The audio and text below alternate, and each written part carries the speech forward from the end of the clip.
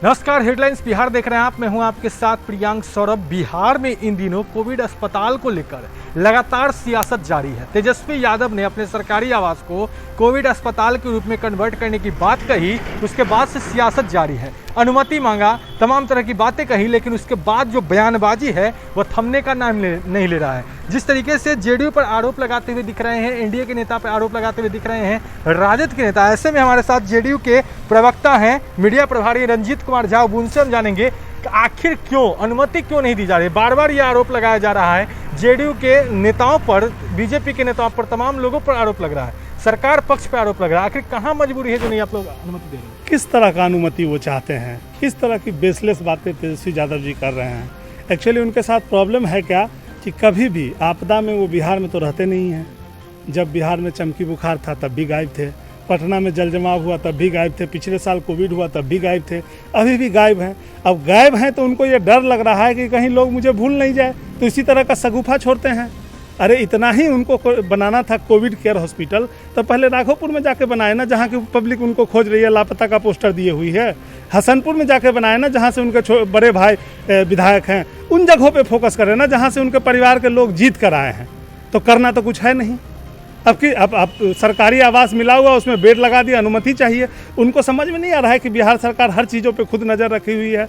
वो आवास तो सरकारी आवास है ना। अगर सरकार को ज़रूरत होगी कि आज हमको कोविड केयर हॉस्पिटल बनाने के लिए नेता प्रतिपक्ष या सरकार के जो मंत्री हैं या और बाकी लोग हैं, उनके आवासों में ज़रूरत होगी बनाने के, तो उसमें तेजस्वी यादव से पूछने की कहाँ जरूरत पड़ेगी।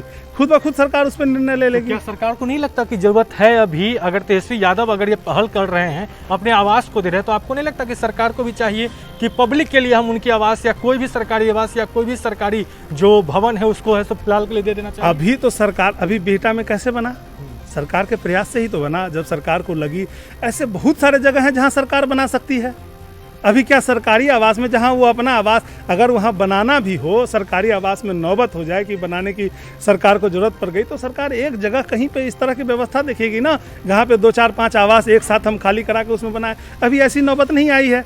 आप देखे होंगे कि जो 10 दिन पहले लॉकडाउन लगाने से पहले बिहार का जो दृश्य था उसमें कमी आया है, जो रोज का डाटा था वो कम हुआ है। तो सरकार, तो नीतीश जी तो खुद हर चीजों पे मॉनिटर किए हुए हैं। तेजस्वी तो आपके डाटा पर भी, इस डाटा पर भी सवाल उठा रहे हैं, कह रहे हैं कि खेल हो रहा है। उन्होंने पिछले दिनों जैसे ही 1,000 करके आंकड़ा कमने लगा था, उस वक्त उस पर भी उन्होंने सवाल उठाया। तो देखिए, उनको करना तो कुछ है नहीं, सवाल उठाना है।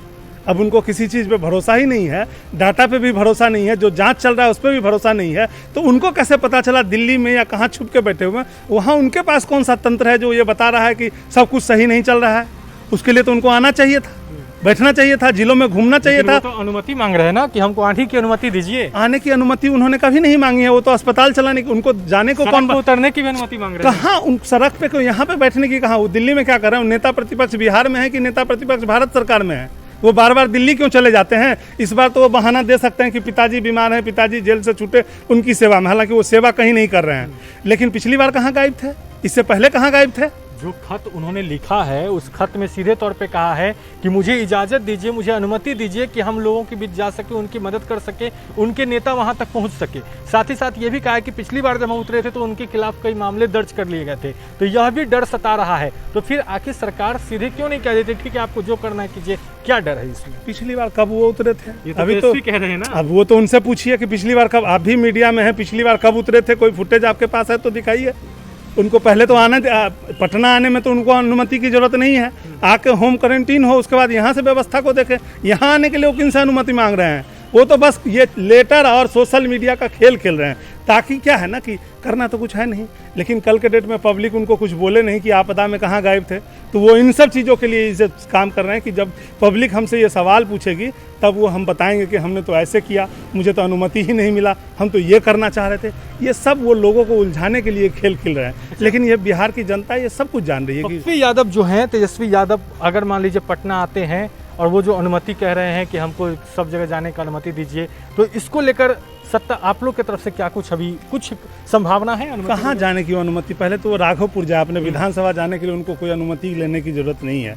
यहाँ आए और यहाँ से अपने विधानसभा में जहाँ पे वो लापता के लिए लोग 51,000 या कितना का इनाम दिए हुआ है, वहाँ जाके पहले अपने क्षेत्र के लोगों को दिखाएं कि नहीं हम हैं, लापता नहीं हैं, हम आपके साथ खड़े हैं, आपको अगर मेरी ज़रूरत है तो बताइए, पहले तो वहाँ जाए। चलिए, तो रंजीत कुमार झा जो कि जेडीयू के प्रवक्ता हैं, मीडिया प्रभारी हैं, उनसे हमने बातचीत की है तमाम मामलों पर। सबसे बड़ी बात, तेजस्वी यादव बार बार ये आरोप लगा रहे हैं कि सरकार उन्हें अनुमति नहीं दे रही है, कुछ भी नहीं कर पा रहे हैं, खत लिखते हैं उसका भी जवाब नहीं दिया जाता है। अब ऐसे इस मुद्दे पर जिस तरीके से जेडीयू नेता ने बताया है, क्या तेजस्वी यादव सिर्फ खत या ट्विटर के माध्यम से ही राजनीति करना चाहते हैं, जमीन स्तर पर उतरना नहीं चाहते हैं? क्या कुछ होता है, इस पर क्या कुछ प्रतिक्रियाएं आती है, ये देखने वाली बात होगी। अब बड़े हेडलाइंस के साथ